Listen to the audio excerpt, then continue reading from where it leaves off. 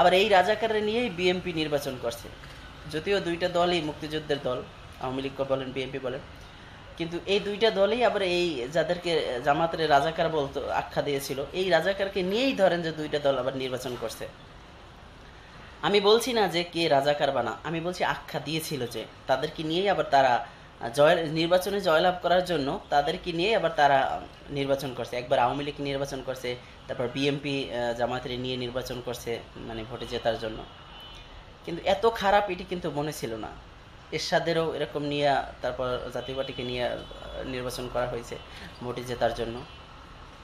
কিন্তু এখন যে প্রেক্ষাপটটা আসছে সেটা হয়েছে যে ধরেন বিবাহ বিচ্ছেদের পরে ছেলে কিংবা মেয়ে তারা উভয়ের একত্রিত হতে চায়। কারণ একটা সময় যখন ডিভোর্স হয়েছিল তখন আসলে ব্যতিক্রমধর্মী কিছু টপিকস নিয়ে ঝগড়াঝাটির কারণেই তাদের ডিভোর্স হয়েছিল। আমি যদি হিটলারের কথা বলি, হিটলারের নাৎসি বাহিনীকে এত খারাপ বলতো, হিটলারকে এত খারাপ বলতো যে এত মানুষ মারছে, লাখ লাখ মানুষ মেরে ফেলাইছে যুদ্ধের সময়। তো সেই হিটলারকেও কিন্তু একসময় মাইরে ফেলানো হয়েছে, কিন্তু তখন থেকে পৃথিবীর বুকে হিটলার একটা ঘৃণিত মানুষ ছিল এরকম। কিন্তু একটা পর্যায়ে আজ যখন ইহুদিদের কার্যকলাপে যখন আমরা দেখি যে ইহুদিরা যে অবস্থা করতেছে সারা বিশ্বে, বিশৃঙ্খলা বা অত্যাচার, যুদ্ধ, এই সমস্ত কার্যকলাপে যখন তারা লিপ্ত, তখন আমরা মনে করতেছি যে হিটলার ভালো ছিল। হিটলার এমনি মারে নাই ইহুদিদের, এই কারণেই ইহুদিদের মারছিল। তো আমরা যদি বাংলাদেশের প্রেক্ষাপটে কিছু কথা বলি, সেটা ধরেন এরশাদ সরকার যখন ছিল তখন এরশাদ সরকারের কিন্তু ক্ষমতায় থাকতে পারে নাই। 9 বছর পরে এরশাদ সরকারকে কিন্তু আবার জোর করে ক্ষমতা থেকে নামানো হয়েছে। সেটা কিন্তু আওয়ামী লীগ, বিএনপি, আরও ছোট দল মিলে, তারা সবাই মিলে কিন্তু আন্দোলন সংগ্রাম করে এরশাদের নামাইছে। যে তখন স্বৈরাচারের পতন হিসাবে তখন এটা ছিল যে তখন বাংলাদেশে এর আগে এই আওয়ামী লীগ সরকারের পতনের আগে স্বৈরাচার বলতে একমাত্র এরশাদেরই তখন মানুষে বুঝতো আর কি। তো এরশাদের পতনের পরে এরশাদ কিন্তু এই দুই দল মিলে এরশাদের পতন করলো, কিন্তু এই দুই দলেই আবার কিন্তু এই এরশাদের নিয়ে আবার রাজনীতি শুরু করলো, এ ওরে টানে ও ওরে টানে। আমরা জামাতের কথা বলি, যুদ্ধের পরে বাংলাদেশে মুক্তিযুদ্ধের পরে জামাতরে এদেশের একটা শত্রু হিসাবে, রাজাকার হিসাবে আখ্যায়িত করছিল।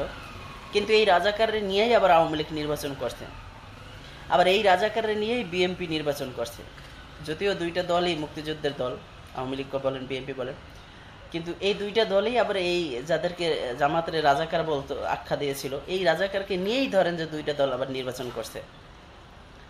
আমি বলছি না যে কে রাজাকার বানা, আমি বলছি আখ্যা দিয়েছিল যে তাদেরকে নিয়েই আবার তারা নির্বাচনে জয়লাভ করার জন্য তাদেরকে নিয়েই আবার তারা নির্বাচন করছে। একবার আওয়ামী লীগ নির্বাচন করছে, তারপর বিএনপি জামাতের নিয়ে নির্বাচন করছে, মানে ভোটে জেতার জন্য। কিন্তু এত খারাপ এটি কিন্তু মনে ছিল না। এরশাদেরও এরকম নিয়ে, তারপর জাতীয় পার্টিকে নিয়ে নির্বাচন করা হয়েছে ভোটে জেতার জন্য। কিন্তু এখন যে প্রেক্ষাপটটা আসছে সেটা হয়েছে যে ধরেন আওয়ামী লীগ, বিএনপি এখন যে অবস্থায় পড়ছে, ধরেন এখন কেউ কেউ বলতেছে যে এমন যে বিএনপি যে অবস্থায় পড়ছে, যেমন ছাত্ররা মিলে, তারপর জামাত, হাত পাখা, এই যে ইসলামী দলগুলো মিলে বিএনপিকে চাইতেছে না। আবার বিএনপি ও সরকারের থেকে অতটা বেশি রেসপন্স পাইতেছে না। তো সব কিছু মিলেই এখন বিএনপির ভিতরে একটা মানে দলের জনপ্রিয়তা একটু মানে স্লো হয়ে গেছে, একটু ভাটা পড়ছে এরকম। কিন্তু এখন ইসলামিক দলগুলো বা আদার্স যে দলগুলো আছে, দলগুলো কিন্তু খুব ভালো তোড়জোড় চালাচ্ছে আর কি।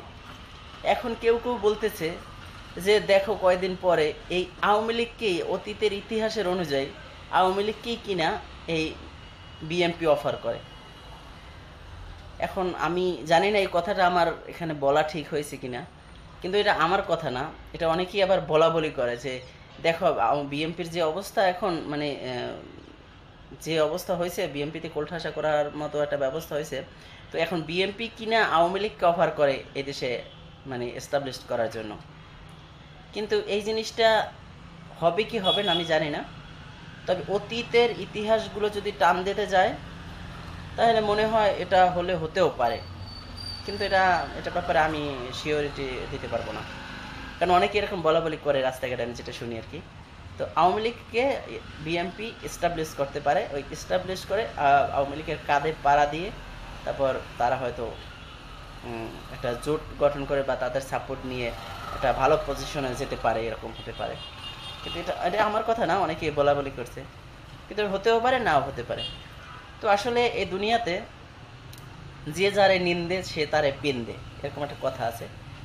তো আসলে যে কোনো কিছুই দেশে হতে পারে, এখন রাজনৈতিক অবস্থা সব কিছু মিলিয়ে খুব একদম টালমাটাল অবস্থা চলতেছে।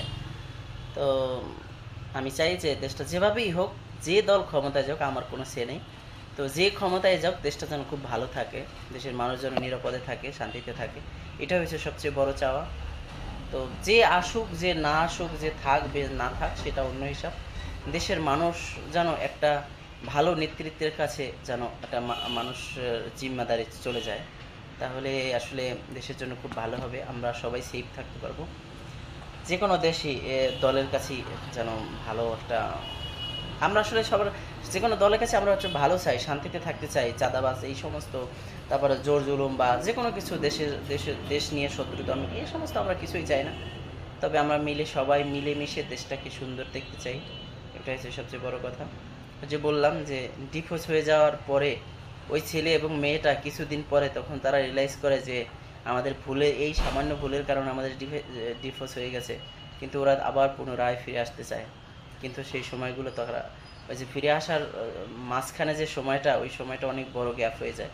হয়তো ছেলে আবার একটা বিয়ে করে নেয়, মেয়ে আবার অন্য জায়গায় বিয়ে করে ফেলে, কিন্তু তারা চাইলেও আর ওই জায়গায় ফিরে আসতে পারে না। তা যে যারে নিন্দে সে তারে পিন্দে, এটাই স্বাভাবিক। এদেশে যে কোনো কিছুই হতে পারে, এটা বলার কিছুই বলা যায় না। এদেশে জামাতও ক্ষমতায় আসতে পারে, বিএনপিও ক্ষমতায় আসতে পারে, হাত পাখাও আসতে পারে। আসলে রাজনীতিতে বলার মতো মানে কোনো নাই, নিশ্চয়তা দেওয়ার মতো কোনো কিছু নাই। রাজনীতির সকালবেলা একটা সিস্টেম থাকবে, এই সিস্টেমটা আবার বিকেলবেলা অন্যদিকে মোড় নেবে। রাজনীতিতে শেষ বলতে কোনো কথা নেই। সকালে আপনি দেখলেন যে আপনার বিপি নূর, ধরেন বিপি নূরের একটা দল, সে একদম মানে খুব ফেমাস হয়ে গেছে, সে ক্ষমতায় আসবে, বিকেলবেলায় ঠিক ওইটারে দেখবেন যে সেটা উল্টোটা হয়ে গেছে। এটাই স্বাভাবিক, এটাই হচ্ছে রাজনীতি। তো রাজনীতি শেষ বলতে কিছু কোনো কথা নেই, লেগে থাকতে হয়। তো আমি রাজনীতি করি না, আমি রাজনীতিবিদ না, বিশ্লেষকও না। তো এই সব কিছু মিলিয়ে আমার যেন কেন মনে হইলো যে আসলে একটু কথা শেয়ার করা দরকার, আমার ভালো লাগলে এই জন্য আর কি। সবাই ভালো থাকবেন, আসসালামু আলাইকুম। কেউ আমাকে আবার কোনো দলে চালাই দিয়েন না, আমি কোনো সাপোর্ট, আমি কারোর সাপোর্ট করি না। আপনি আবার আমারে কোনো দলে চালাই দিয়েন না কেউ। আমি আমি নিতান্তই একজন নিরিবিলি মানুষ। ভালো থাকবেন, আসসালামু আলাইকুম।